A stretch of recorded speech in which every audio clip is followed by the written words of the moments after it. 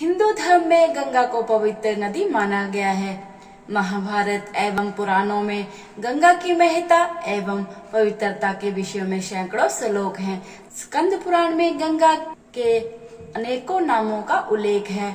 ऐसा माना जाता है कि जो कोई भी इस पवित्र नदी में एक बार डुबकी लगा लेता है उसके सारे पाप धुल जाते हैं। पर कभी आपने ये सोचा है कि आखिर ऐसा क्यों कहा जाता है? नमस्कार दोस्तों, डिवाइन कोमल में आपका स्वागत है। आखिर क्या कारण है कि लोग गंगा को पाप नाशिनी मानते हैं? पौराणिक कथा के अनुसार एक बार भगवान शिव और माता पार्वती गंगा के किनारे विचरण कर रहे थे। उसी क्रम में घूमते दोनों गंगा के तट पर पहुंचे, जहां माता पार्वती ने देखा कि हजारों लोग गंगा में स्नान करने के बाद शिव का नाम लेते हुए बाहर आ रहे हैं, पर किसी के मुख पर मुस्कान नहीं दिख रही। ये देख माता पार्वती को आश्चर्य हुआ। तब माता पार्वती ने शिव से पूछा, हे स्वामी, जब गंगा को पाप नाशिनी माना जाता है, फिर भी मुझे ऐसा क्यों प्रतीत हो रहा है कि इन लोगों को अपने पापों से मुक्ति नहीं मिली है? क्या गंगा पहले की तरह पवित्र नहीं रही? तब भगवान शिव ने माता पार्वती से कहा, हे प्रिय, गंगा तो पहले की ही तरह निर्मल और पवित्र है, पर जो लोग इसमें डुबकी लगाकर बाहर आ रहे हैं उन्होंने वास्तव में गंगा में स्नान किया ही नहीं है। शिव के मुख से ऐसी बातें सुनकर माता पार्वती को फिर आश्चर्य हुआ और उन्होंने शिव जी से कहा कि ये कैसे संभव हो सकता है? क्या आप देख नहीं रहे हैं कि ये सभी स्नान करके आ रहे हैं? इनके कपड़े भी अभी तक भीगे हुए हैं। माता पार्वती के सवाल का जवाब देते हुए शिव ने कहा, हे प्रिय, ये सिर्फ जल में डुबकी लगाकर निकल रहे हैं। कोई भी गंगा के पवित्र जल में स्नान नहीं कर रहा है। इसका रहस्य मैं तुम्हें आज नहीं कल समझाऊंगा। ये कहकर भगवान शिव माता पार्वती को साथ लेकर वहां से कैलाश चले गए। दूसरे दिन भाग्य से बरसात होने लगी। बारिश के कारण चारों ओर कीचड़ ही कीचड़ हो गया।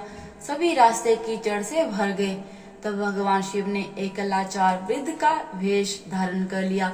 उसके बाद एक लाचार बुजुर्ग की तरह एक गड्ढे में जाकर सो गए और गड्ढे से निकलने की असफल कोशिश करने लगे। साथ ही ऊपर खड़ी माता पार्वती से कहा कि तुम आवाज लगाओ कि मेरे वृद्ध एवं असहाय पति अचानक गड्ढे में गिर गए हैं। कोई पुण्य आत्मा रहम करो और गड्ढे से निकालकर मेरे पति के प्राण बचाओ। साथ ही भगवान शिव के कहे अनुसार माता पार्वती लोगों को ये बता रही थी कि जो कोई भी मेरे पति को बचाने आए उसे विश्वास हो कि उसने अपने जीवन में कोई पाप ना किया हो, नहीं तो वो हाथ लगाते ही जलकर भस्म हो जाएगा। कुछ देर बाद लोग गंगा से स्नान कर उस रास्ते से निकलने लगे।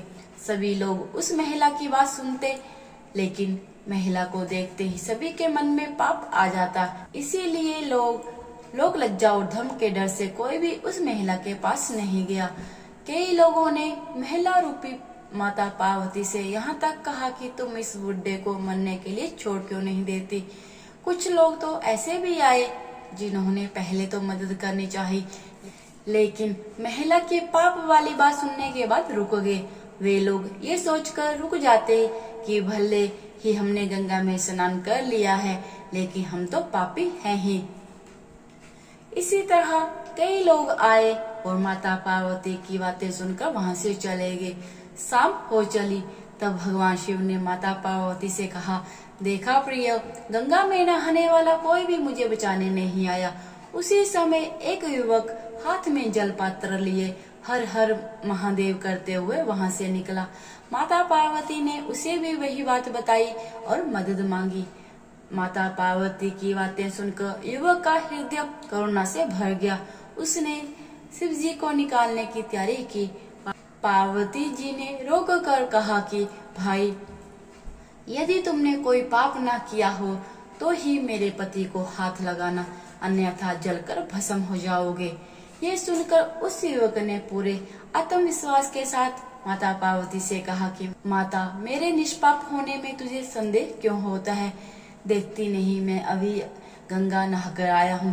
भला गंगा में गोता लगाने के बाद भी कोई पापी रहता है क्या? मैं तेरे पति को बाहर निकालूंगा। उसने बूढ़े रूप में शिव जी को कीचड़ से बाहर निकाल दिया। युवक के इस काम से प्रसन्न होकर शिव पार्वती ने अपना असली रूप धारण कर लिया और युवक को आशीर्वाद देकर वहां से चल पड़े। तब रास्ते में शिव जी ने माता पार्वती से कहा, देखा प्रिय, इतने लोगों में से सिर्फ इस युवक ने पवित्र गंगा नदी में स्नान किया है।